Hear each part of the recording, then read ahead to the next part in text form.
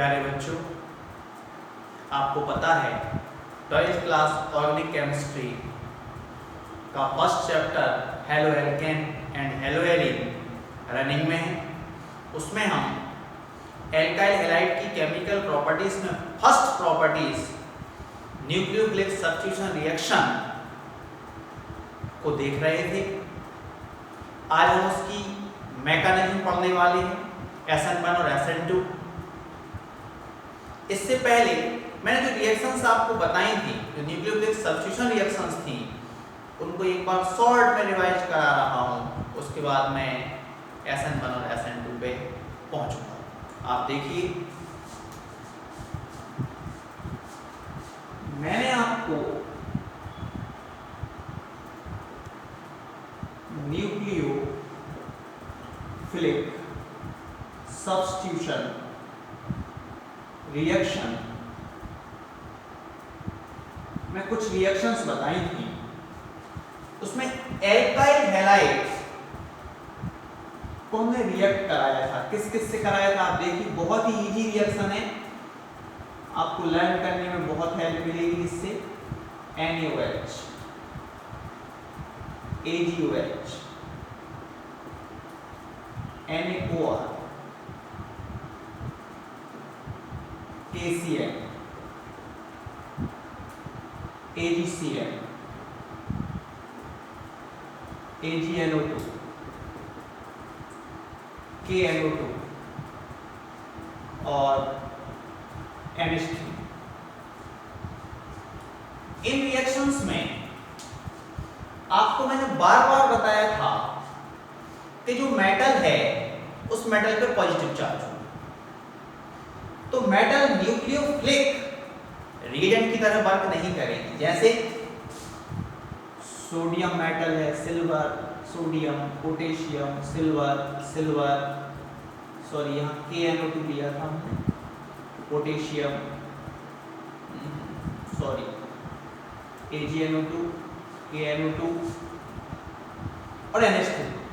इसमें सिर्फ NH3 में मेटल नहीं है, शेष जितने भी रिएक्टेंट लिखे हुए हैं सभी में मेटल है। मेटल को मैंने अंडरलाइन कर दिया, उस पर पॉजिटिव चार्ज है। शेष ग्रुप पर नेगेटिव चार्ज है, यहां नेगेटिव होगा, यहां नेगेटिव, यहां भी नेगेटिव। और जो नेगेटिव पार्ट है वही इस X का प्लेस लेगा। जैसे हम NaOH की रिएक्शन देखते हैं तो ROH और NaX, तो नेगेटिव पार्ट जो है वो न्यूक्लियोफिलिक रिएजेंट है और वो एक न्यूक्लियोफाइल ग्रुप को यहां से रिप्लेस कर देता है। उसी को हम न्यूक्लियोफिलिक सब्स्टिट्यूशन रिएक्शन कहते हैं। किसी एक ग्रुप का प्लेस कोई दूसरा ग्रुप ले लेता है, उसको हम सब्स्टिट्यूशन कहते हैं, प्रतिस्थापन कहते हैं। ये न्यूक्लियोफिलिक के द्वारा हो रही है, इसलिए इसको न्यूक्लियोफिलिक सब्स्टिट्यूशन रिएक्शन कहते हैं। आप में से किसी के मन में डाउट हो सकता है कि ये कॉन्सेप्ट NH3 पे अप्लाई नहीं होता, NH3 पर नेगेटिव चार्ज भी नहीं है, फिर NH3 न्यूक्लियोफिलिक रिएजेंट की तरह वर्क कैसे कर रही है। जिसको इसमें डाउट हो वो मेरा न्यूक्लियोफिलिक और इलेक्ट्रोफिलिक रिएजेंट वाला जो लेक्चर है उसको देख ले। मैंने आपको लिंक शेयर कर दी है, YouTube पे आप सर्च भी कर सकते हैं। तो न्यूक्लियोफिलिक और इलेक्ट्रोफिलिक रिएजेंट वाला जो लेक्चर था उसको आप देखेंगे तो आपका डाउट खत्म हो जाएगा। मैं आपको एक बार शॉर्ट में बता देता हूं कि NH3 जो है इस पर लोन पेयर है, और जिस पर लोन पेयर होती है वो भी न्यूक्लियोफिलिक रिएजेंट की तरह वर्क कर सकता है। इसकी रिएक्शन भी मैंने आपको बताई थी, मैं एक बार और थोड़ा सा चेंज करके बता देता हूं। C2H5I, उसमें मैंने एल्काइल ग्रुप पुट नहीं किया था, यहाँ मैंने एल्काइल ग्रुप ले लिया इथाइल और हेल्डर ले लिया आयोडीन, इट्स इथाइल आयोडाइड या आयोडो ईथेन। इसको हम रिएक्ट करा रहे हैं NH3 से,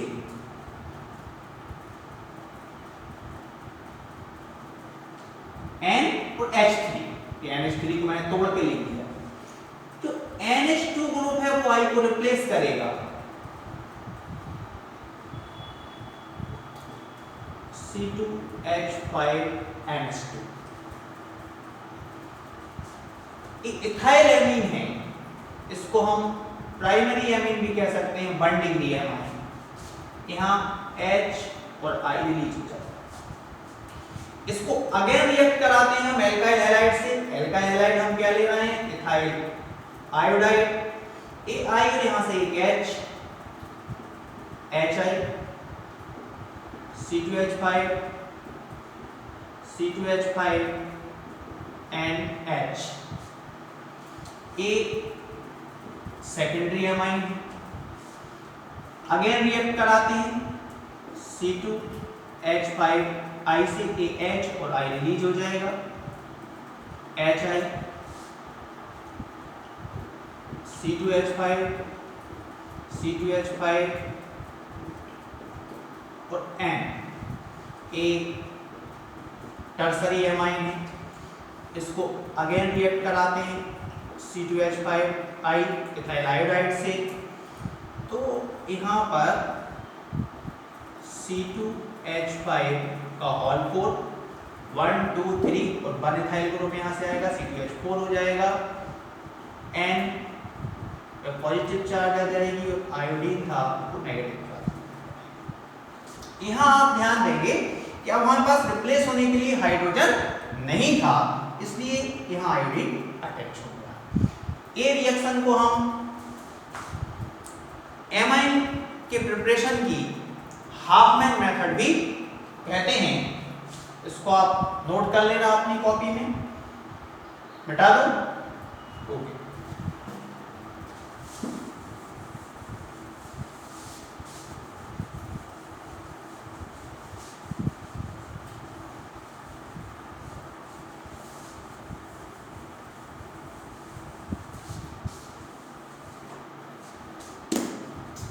अब हम स्टार्ट करने जा रहे हैं mechanism of nucleophilic substitution reaction, नाभिक स्नेही प्रतिस्थापन क्रियाओं की क्रियाविधि।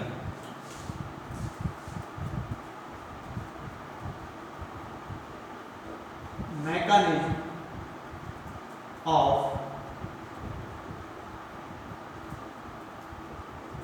Nucleophilic substitution reaction. मैकेनिज्म को हिंदी में हम क्रियाविधि कहते हैं। न्यूक्लियोफिलिक सब्स्टिट्यूशन रिएक्शन की जो मैकेनिज्म है वो मोस्टली 2 टाइप्स की होती है, और 12th क्लास के सिलेबस में आपके 2 टाइप की ही मैकेनिज्म है, इससे ज्यादा 12th क्लास के सिलेबस में नहीं है। फर्स्ट मैकेनिज्म जो है उसको हम SN1 और सेकेंड मैकेनिज्म को SN2 मैकेनिज्म कहते हैं। SN1 से मीन्स है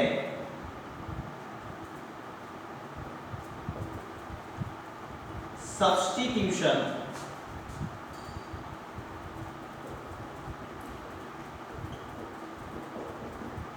न्यूक्लियोफिलिक यूनि मॉलिक्यूलर मैकेनिज्म। इसे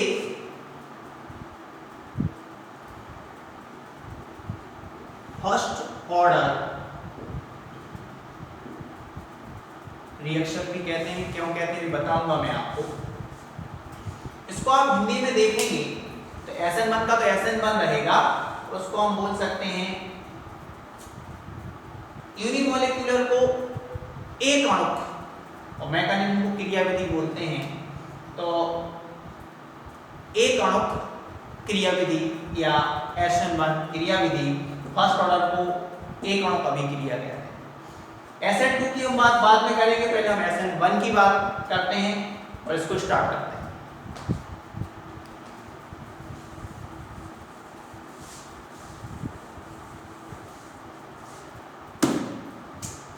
आप ध्यान दें, मैं एक रिएक्शन ले रहा हूं जनरल एल्काइल हैलाइड, इसका हम कराएंगे हाइड्रोलाइसिस।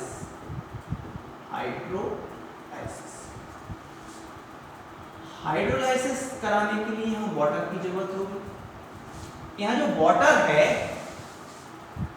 वो as a solvent and as a nucleophile की तरह वर्क करता है।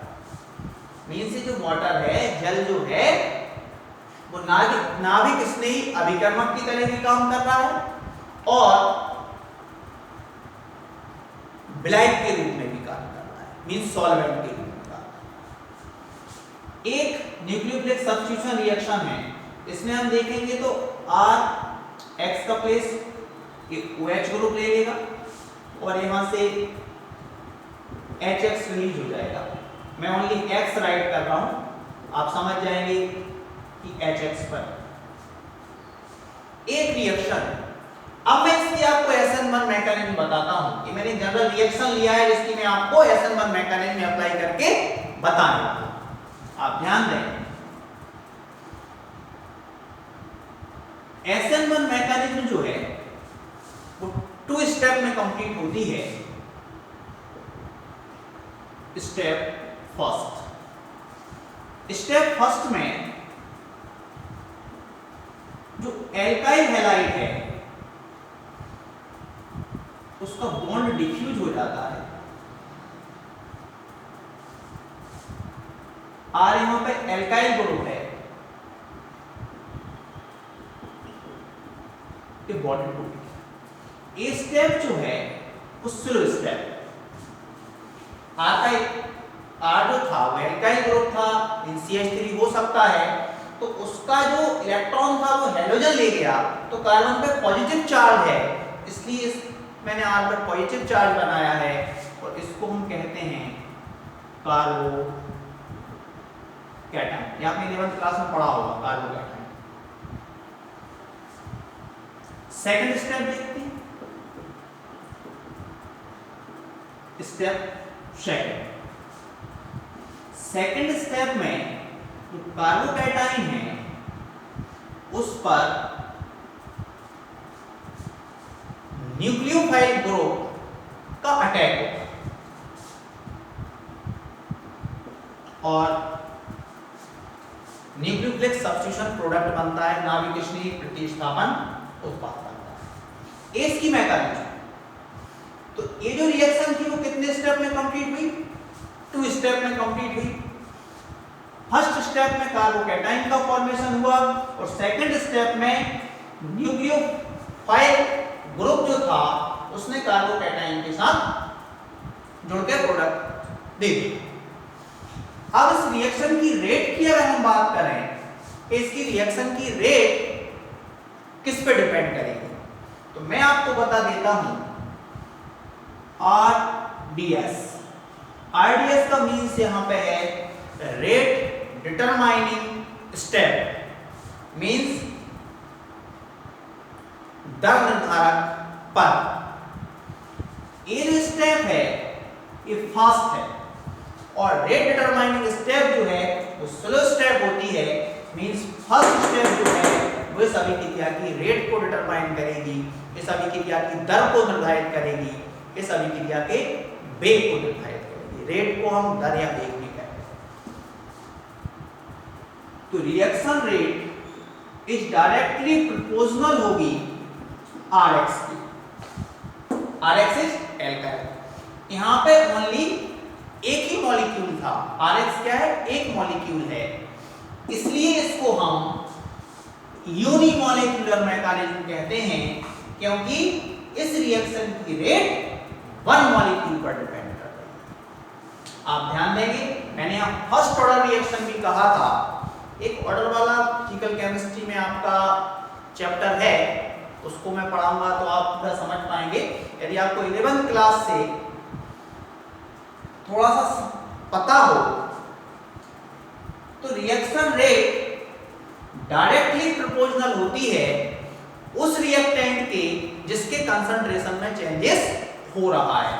तो इस पे डिपेंड कर रही है रिएक्शन रेट और RX के कंसंट्रेशन में चेंजेस हो रहा है, इसलिए reaction rate is directly proportional of alkyl halide means इस रिएक्शन की रेट जो है वो न्यूक्लियोफाइल पर डिपेंड नहीं करेगी, ओनली एल्काइल हैलाइड पर करेगी। इसलिए इसको हम यूनिमॉलिक्यूलर या फर्स्ट ऑर्डर रिएक्शन कहते हैं। यहां जो हमने एल्काइल हैलाइड लिया है वो थर्ड डिग्री एल्काइल हैलाइड है। मैंने एल्काइल हैलाइड के टाइप्स बताए थे आपको, यदि आप में से किसी को पता नहीं है तो हेलो एल्केन का जो इंट्रो वाला लेक्चर है मेरा उसको आप देख लें। उसमें मैंने प्राइमरी, सेकेंडरी और टर्सरी मींस 1 डिग्री, 2 डिग्री और 3 डिग्री एल्काइल हैलाइड को एक्सप्लेन किया। अब आप ध्यान दें, यहां जो एल्काइल हैलाइड है वो कितना डिग्री है? 3 means tertiary alkyl halide. Tertiary alkyl halide हम क्यों ले रहे हैं उसको भी मैं आपको बताता हूं। आप ध्यान से सुनते रहिए, सब समझ में आएगा। जैसा मैंने एक जनरल रिएक्शन लिया था, अब मैं उसके लिए एक एग्जांपल ले रहा हूं। इस रिएक्शन को कंपेयर करना CH3 CH3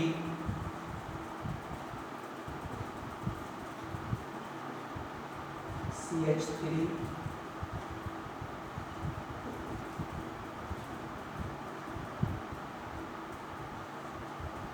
एक टर्सरी ब्यूटाइल ब्रोमाइड है, या आप कह सकते हैं कि थर्ड डिग्री एल्काइल हैलाइड है। मैंने आपको बताया था हैलोजन एटम जिस कार्बन एटम से अटैच्ड है वो carbon atom other 3 carbon atom से अटैच हो उसको हम थर्ड डिग्री एल्काइल हैलाइड कहते हैं। इसका वही जो हमने हाइड्रोलाइसिस कराया था, कराते हैं water as a solvent and as a nucleophile. आप CH3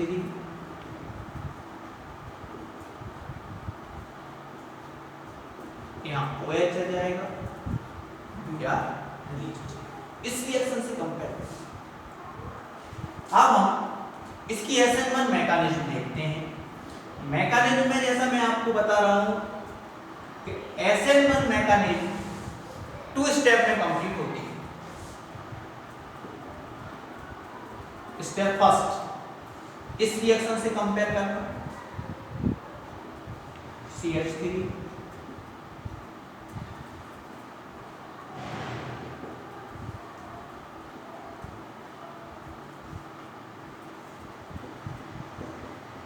स्लो स्टेप, जैसा R का इलेक्ट्रॉन X ले गया था ऐसा यहां C का इलेक्ट्रॉन कौन ले जाएगा? Br, बॉन्ड ब्रेक हो जाएगा।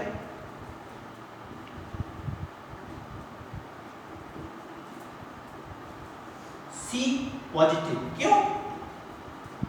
क्योंकि उसका इलेक्ट्रॉन Br ले गया। इसी को हम कहते हैं क्या? कार्बो कैटायन। ये क्या है आपका? कार्बो कैटायन। इस रिएक्शन से कंपेयर करते हैं। अब स्टेप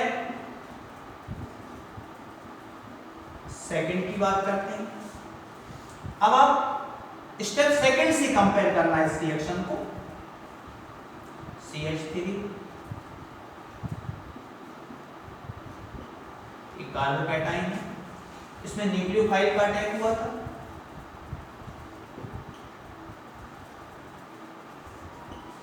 ये फास्ट स्टेप थी।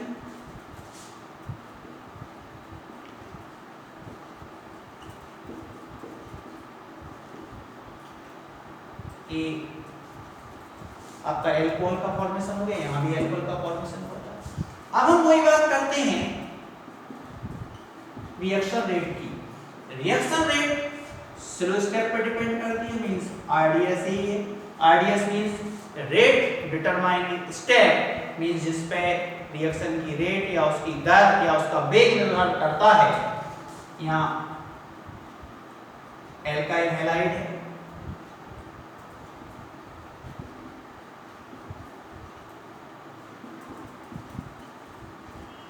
रिएक्शन रेट एल्काइल हैलाइड पर डिपेंड करेगी, मींस वन मॉलिक्यूल पर डिपेंड करेगी, इसलिए इसको हम यूनिमॉलिक्यूलर मैकेनिज्म कहते हैं। बोर्ड एग्जाम के लिए इतना सफिशिएंट है, मगर इसमें कुछ और भी कॉन्सेप्ट हैं, जैसे हमने थर्ड डिग्री हम क्यों लिया, इसकी स्टेरियोकेमिस्ट्री क्या है। स्टेरियोकेमिस्ट्री मींस त्रिविम रसायन होता है, जो कि अपने आप में एक बहुत बड़ा साइंस है, उसकी भी हम बात करने वाले हैं। मैं आपको सबसे पहले बता देता हूं कि हमने थर्ड डिग्री कार्बोकैटायन यहां क्यों ली, थर्ड डिग्री एल्काइल हैलाइड क्यों लिया। आप ध्यान देंगे जो थर्ड डिग्री एल्काइल हैलाइड था, उससे जो कार्बोकैटायन बनती है वो कार्बोकैटायन मोड एस्टेब्लिश होती है, स्थायी होता है। इसलिए थर्ड डिग्री जो एल्काइल हैलाइड हैं वो SN1 रिएक्शन मोस्टली देते हैं। अब कार्बोकैटायन का और इसका क्या कनेक्शन, आप ध्यान दीजिए। मैं इस स्टेप को रेट डिटरमाइनिंग स्टेप कह रहा हूं। तो रेट डिटरमाइनिंग स्टेप में जो कार्बोकैटायन बन रही है वो कार्बोकैटायन स्टेबलिश है, इसलिए SN1 reaction mostly third degree alkyl halide देते हैं। इसका आप स्क्रीनशॉट ले लीजिए, ले लिया, अब मैं मिटा दूं।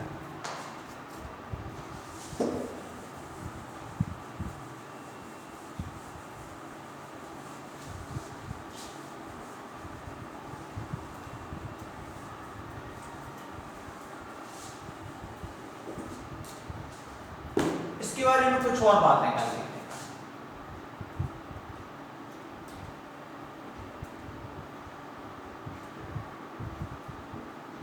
Evidence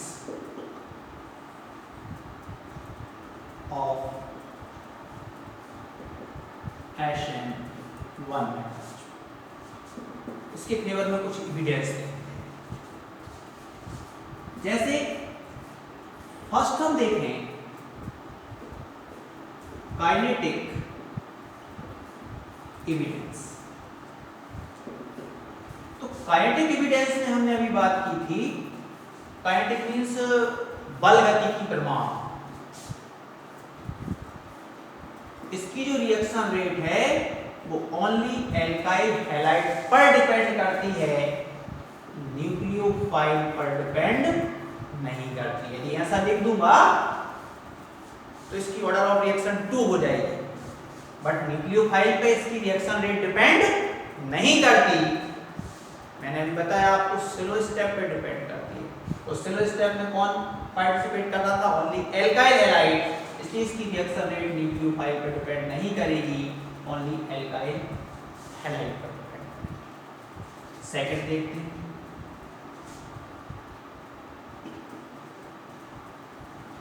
द ऑर्डर of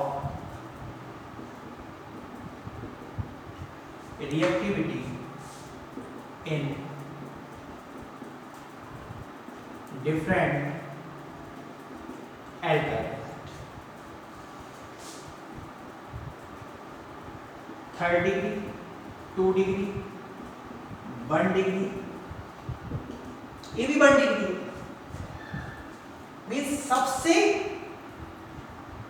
ज्यादा SN1 reaction third degree alkyl halide देंगे, उससे कम 1 डिग्री देंगे, सॉरी 2 डिग्री देंगे, उससे कम 1 डिग्री देंगे, उससे कम एल्काइल हैलाइड। सबसे ज्यादा SN1 कौन देता है, थर्ड डिग्री।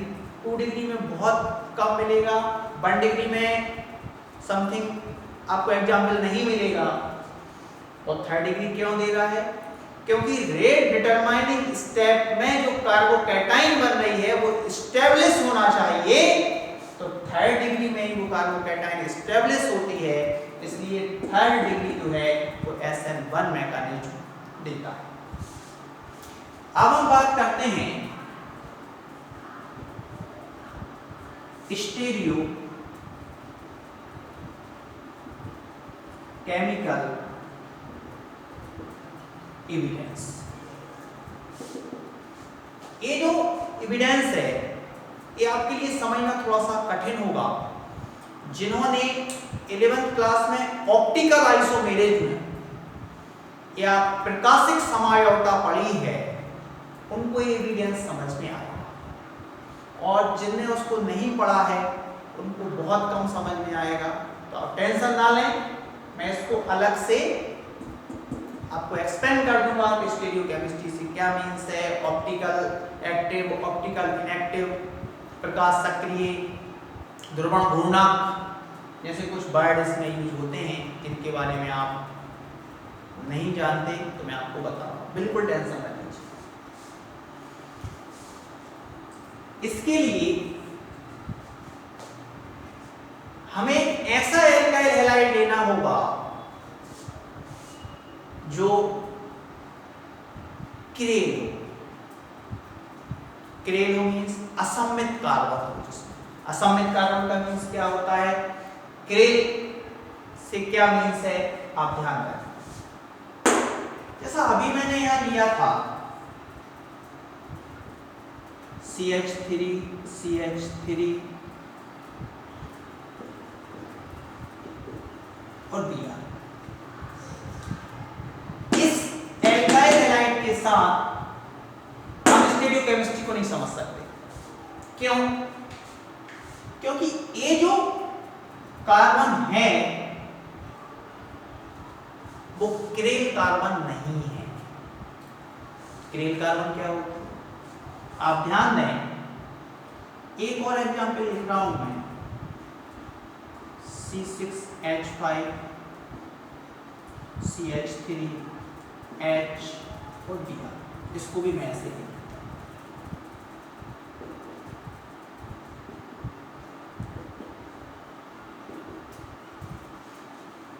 इस कार्बन से जो ग्रुप जुड़े हुए हैं वो एक CH3 ग्रुप, दूसरा भी CH3 ग्रुप, तीसरा भी CH3 मिथाइल ग्रुप जुड़ा हुआ है। तो ये कार्बन क्रेल कार्बन नहीं है। यदि कार्बन से जुड़े हुए ग्रुप में कोई भी 2 और मोर ग्रुप सेम होंगे तो उसको हम क्रेल कार्बन नहीं कहते, और जिसमें क्रेल कार्बन नहीं है वो स्टीरियो केमिस्ट्री शो नहीं करता, वो ऑप्टिकली इनएक्टिव होता है। इसमें आप देखेंगे, इसमें first group C6H5, second group CH3, third group hydrogen, fourth group bromine. यहां पर जितने भी ग्रुप कार्बन से जुड़े हुए हैं वो सभी ग्रुप डिफरेंट टाइप्स के हैं, अलग अलग हैं। तो इसको हम क्रेल कार्बन कहेंगे। इसको हम क्या कहेंगे, क्रेल कार्बन कहेंगे। ये जो कार्बन है जिससे जितने भी ग्रुप्स जुड़े हुए हैं वो सभी ग्रुप डिफरेंट टाइप के हैं, वही स्टीरियो केमिस्ट्री या आपका ऑप्टिकल एक्टिव होता है, ये ऑप्टिकल इनएक्टिव। तो इसमें हम स्टीरियो केमिस्ट्री को नहीं समझ सकते, इसमें समझें। अब आपके मन में डाउट हो सकता है कि थर्ड डिग्री लिया था पहले, ये भी थर्ड डिग्री है, ये भी क्या है थर्ड डिग्री एल्काइल है। यहाँ जो C6H5 है इसको मैं PH लिखूंगा, PH मींस फिनाइल ग्रुप है। अब आप इसको समझने की कोशिश कीजिए।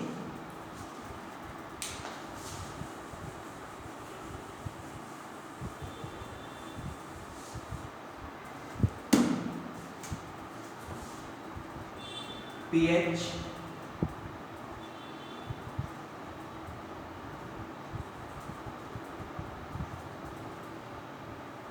CH3 H Br।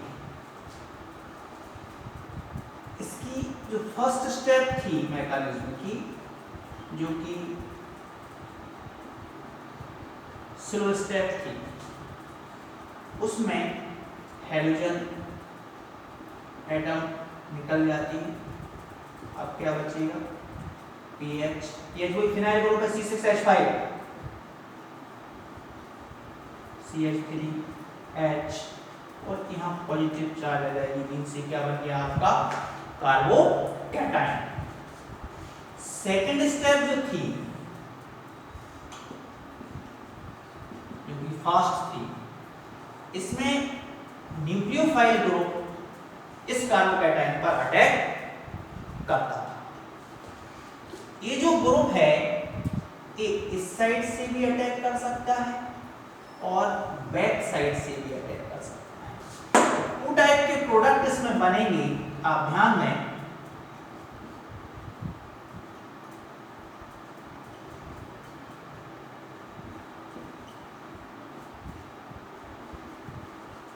कि OH ग्रुप को मैंने इस साइड अटैच कर दिया। सेकंड जो है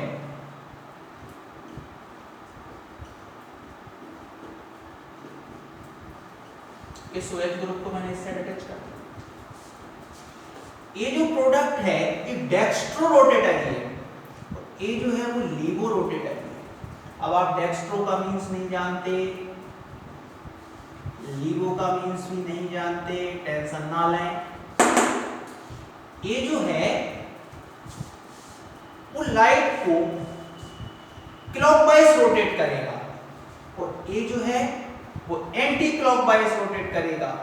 तो एक इसमें क्लॉकवाइज है और दूसरा कैसा है, एंटी क्लॉकवाइज है।